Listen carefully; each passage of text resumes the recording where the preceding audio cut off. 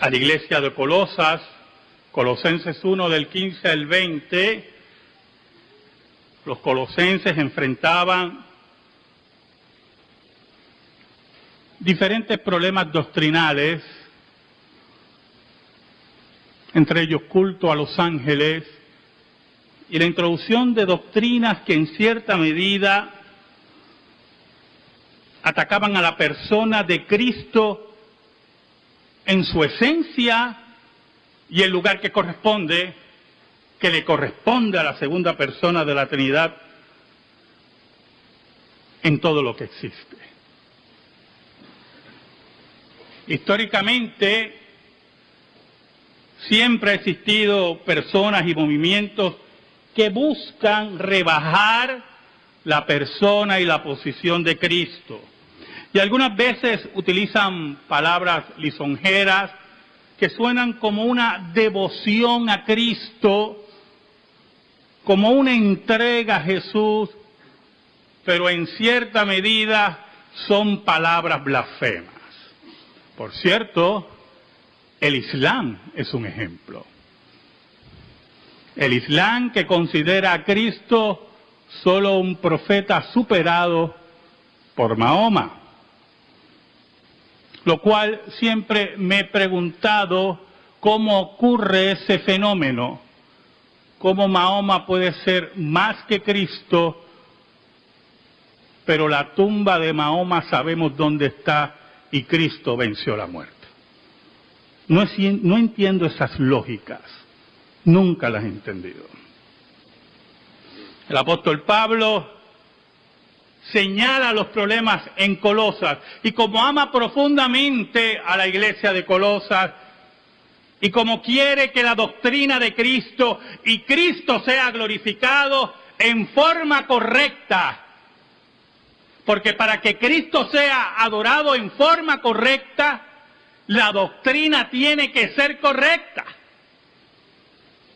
Porque si la doctrina no es correcta, usted adora a otro Cristo, pero no el Cristo de la Escritura. Y si adora a otro Cristo que no es el Cristo de la Escritura, usted adora a un ídolo. Oramos. Señor bueno, gracias te damos en esta mañana, porque en tu inmensa misericordia nos permites exponer tu palabra. Perdona nuestros pecados. Escóndenos bajo la sombra de la cruz y que tú seas proclamado. Llega a las necesidades de tu pueblo, según tu voluntad. En el nombre de Jesús. Amén y amén. En el versículo 15 nos dice el apóstol Pablo de Colosenses 1. Él es la imagen del Dios invisible, el primogénito de toda creación. ¿Sabe, hermano? Con ese versículo nada más podemos sacar un sermón. Podemos estar aquí un buen rato. Por ejemplo, el Dios que nosotros servimos, nos dice el apóstol Pablo y el apóstol Juan, que nadie lo ha visto jamás y ningún hombre lo verá. Es el Dios invisible. Es el Dios que nadie ha visto.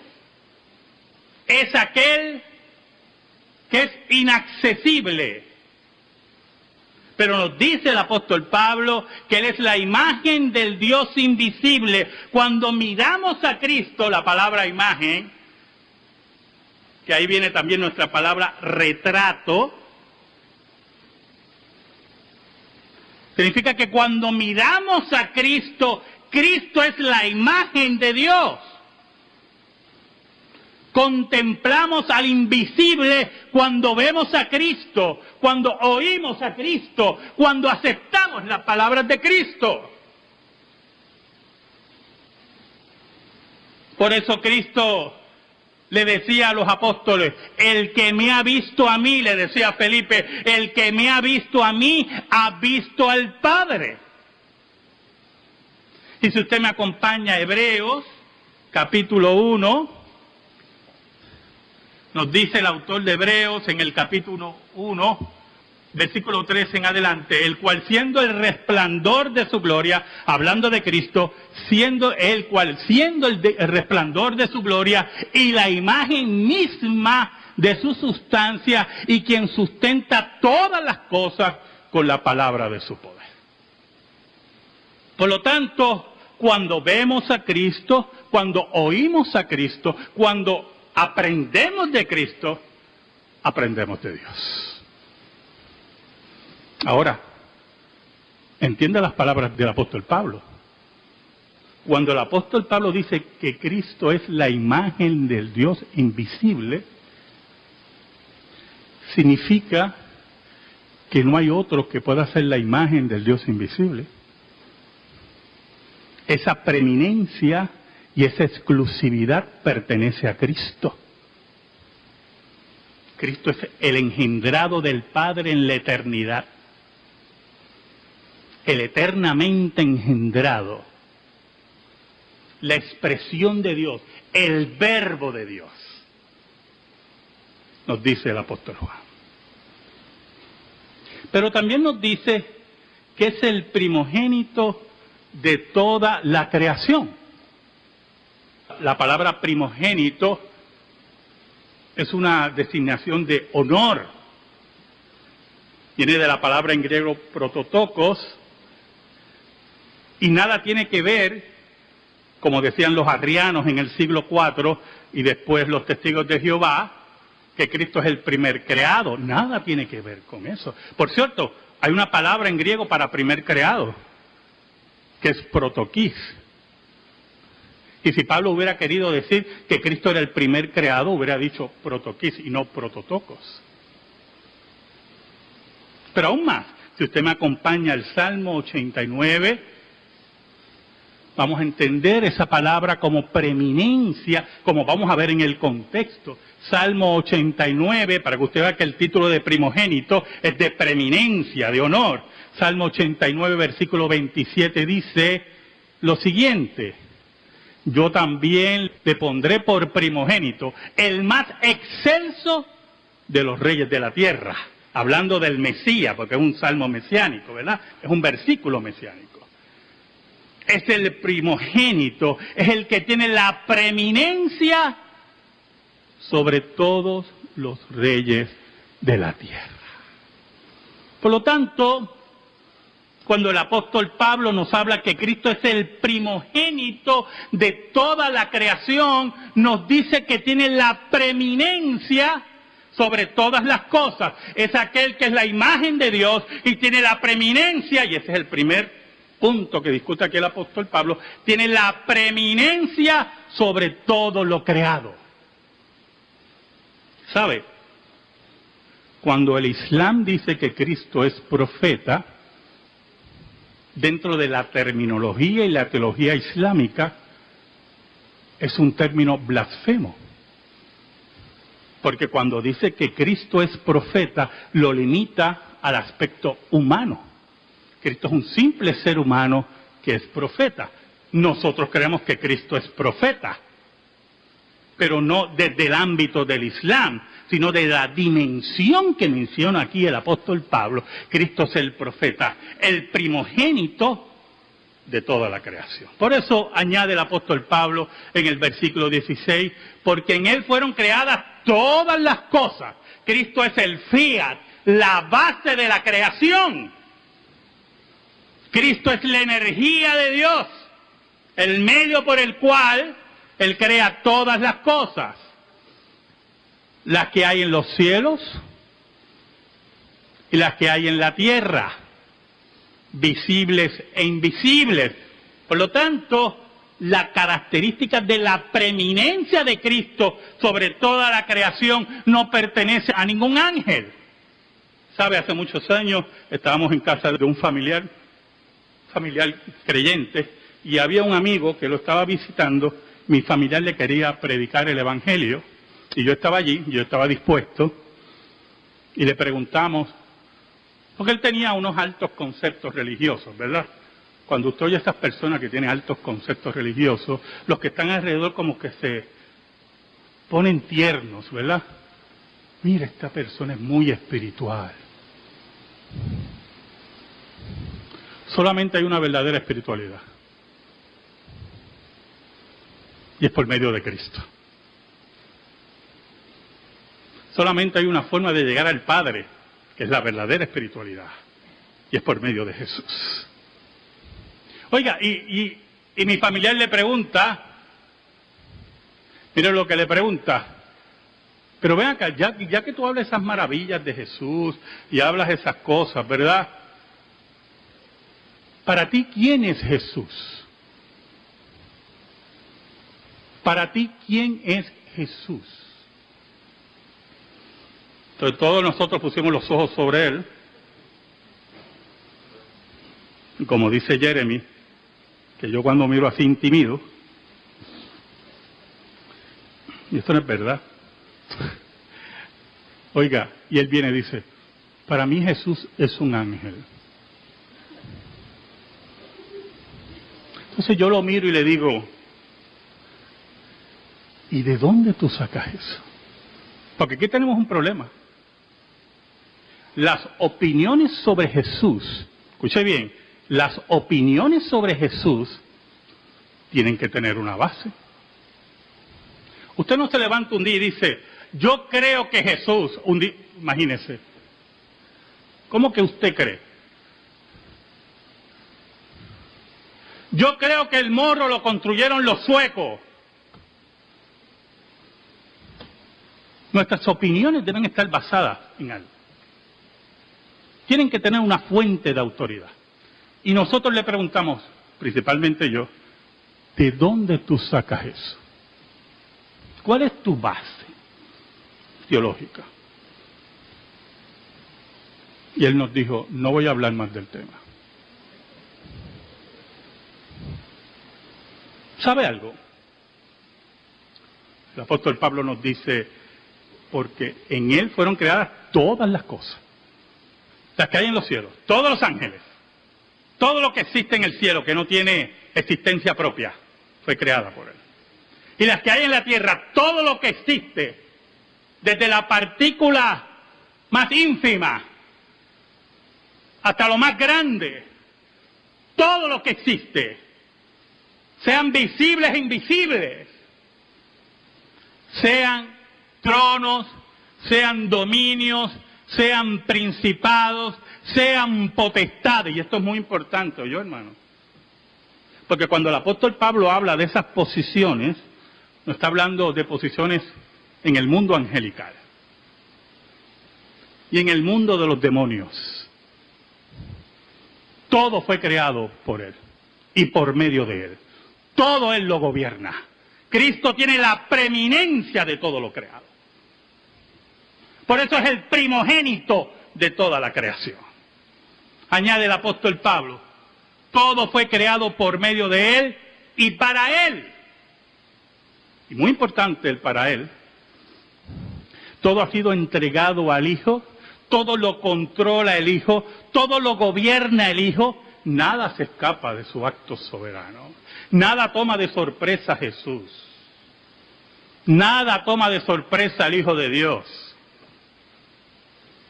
Todo lo que se mueve, todo lo que existe, desde la supernova hasta la hoja que caiga de un árbol, Dios lo gobierna por medio de Jesús. Añade el apóstol Pablo en el versículo 17, y Él es antes de todas las cosas, y todas las cosas en Él subsisten. Mira qué interesante.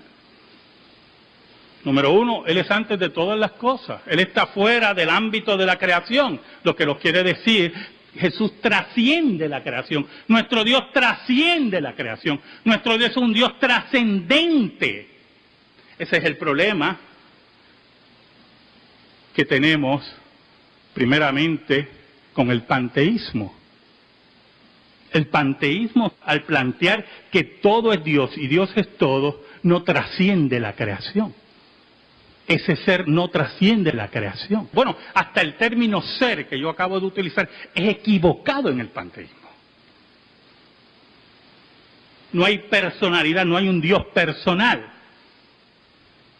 Pero el Dios de la Biblia, Jesús como segunda persona de la Trinidad, trasciende lo creado. Por eso el apóstol Pablo dice, y Él es antes de todas las cosas, Él es la fuente de todo lo que existe.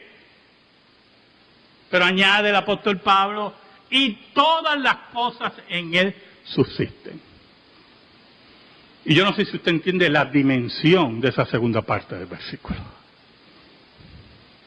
Toda la vida que existe en el mundo subsiste porque Cristo así lo quiere. Todo movimiento, toda existencia es por la voluntad de Cristo. Por eso cuando hablamos de Cristo como un simple profeta, es un acto blasfemo. Usted le está diciendo al creador de todas las cosas, tú eres un simple profeta. Si usted me acompaña a Apocalipsis, capítulo 4, Apocalipsis capítulo 4, y vemos en el versículo 11, mire cómo dice lo creado. Señor, 4:11, Señor, digno eres de recibir la gloria y la honra y el poder, porque tú creaste todas las cosas y por tu voluntad existen y fueron creadas. Es el único que tiene el derecho a toda adoración, a toda honra, a toda gloria. Porque por Él existen todas las cosas y su voluntad rige todo lo que existe. Por eso, cuando hablamos de leyes de física, de leyes de gravedad, de segunda ley de termodinámica, estamos hablando de cosas que Dios controla y que nosotros le llamamos leyes. Pero Dios es el que gobierna todo. Jesús es el fiat de Dios. Es el que tiene la preeminencia en todo lo creado. Es aquel que sostiene todo lo creado. El versículo 18 nos dice el apóstol Pablo, y Él es la cabeza del cuerpo, que es la iglesia, el que es el principio, el primogénito de entre los muertos, para que en todo tenga la preeminencia. Mire cómo dice el apóstol Pablo. Entonces pasamos de la preeminencia de Cristo sobre la creación a la preeminencia de Cristo sobre dos aspectos. La iglesia. Cristo es el rey de la iglesia, es la cabeza de la iglesia, es el centro de la iglesia. Cuando se habla del Papa como el vicario de Cristo, blasfemamos el nombre de Cristo. Y mucho menos el que está ahora. Cuando decimos que viene otra revelación después de Cristo, decimos que Cristo no tiene la preeminencia sobre la iglesia. Cuando hablamos de otros Cristos, de otros profetas después de Cristo, le quitamos la gloria a Cristo, que es la cabeza de la iglesia y tiene la preeminencia de la iglesia. Pero el segundo aspecto, nos dice el apóstol Pablo, que es el primogénito de entre los muertos. Es el primer resucitado, escuche bien, que no volverá a morir. Eso lo hemos discutido muchas veces en esta iglesia. Porque Lázaro, su amigo, fue resucitado, murió. El hijo de la viuda de Naín murió. La hija de Jairo volvió a morir. Pero Cristo, que tiene la preeminencia, el primogénito de entre los muertos, no volverá a morir. Por eso Cristo decía en Apocalipsis a Juan, estuve muerto, pero vivo por los siglos de los siglos. Y tengo en mi mano la muerte y el Hades.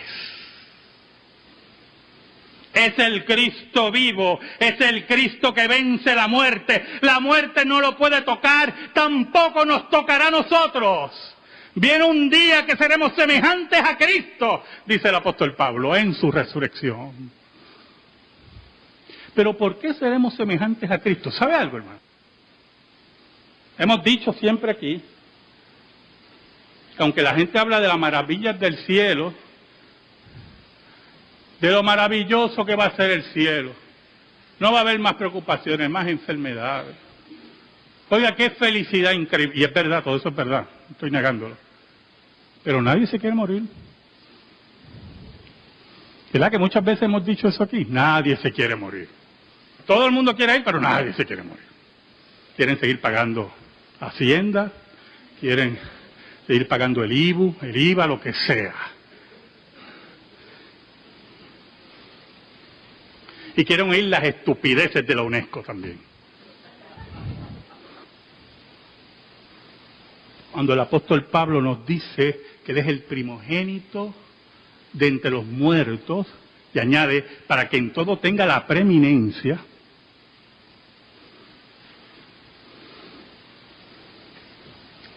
es que tenemos la seguridad que como Él venció la muerte, nosotros vamos a vencer la muerte. Por eso Cristo decía, yo soy la resurrección y la vida. El que cree en mí, aunque esté muerto, vivirá. Es la sentencia de Dios. Porque ¿de qué vale que yo te diga a ti que vas a resucitar y cuando yo me muera me quede en la tumba? ¿De qué vale que yo siga fundadores de religión que están muertos? El que es preeminente sobre todo es aquel que venció la muerte. Ese es Cristo Jesús. En el versículo 19, un versículo bien difícil. Por cuanto agradó al Padre que en Él habitase toda plenitud. En el acto, y podemos ver ese versículo en dos formas, en el acto de generación eterna del Padre, el Hijo tiene la misma naturaleza del Padre. Es muy importante eso, ¿yo, hermano? Muy importante cómo se dice eso. Porque los arrianos decían que Cristo no tenía la misma naturaleza del Padre. Entonces, cuando fueron atacados en Nicea, surgieron los semiarrianos, y los semiarrianos decían que es verdad que Cristo no tiene la misma naturaleza del Padre, pero la tiene semejante, y eso es otro error. Porque cuando tú dices que Cristo tiene la naturaleza semejante al Padre, estás diciendo que hay dos dioses. Pero cuando dices que Cristo es de la misma naturaleza del Padre, afirmas el monoteísmo cristiano. Por lo tanto, en primera parte podemos ver la generación eterna del Padre, en un acto necesario del Padre. Toda la plenitud de la deidad está en Cristo. Todo lo que es el Padre lo es el Hijo. Por eso Cristo decía que así como honraban al Padre, tenían que honrar al Hijo. Y por eso es que es muy importante esas palabras. Imagínese, usted se para en la plaza pública de Río Piedras y usted dice, así como honran a Dios, honreme a mí. Eso es lo que decía Cristo. ¿Y qué usted va a pensar de una persona así? Ah, este está bien loco. ¿Cuándo lo vendrán a buscar a darle las pastillitas? Pero eso era lo que decía Cristo de él. Para que honren al Hijo como honran al Padre. Pero también se puede ver en esta segunda forma. El apóstol Pablo también dice que en Cristo reside corporalmente toda la plenitud de la deidad. Porque Cristo era Dios hombre. En el acto milagroso, en el vientre de María. Dios hombre, dos naturalezas en una persona. Ningún ser humano ha sido como Jesús.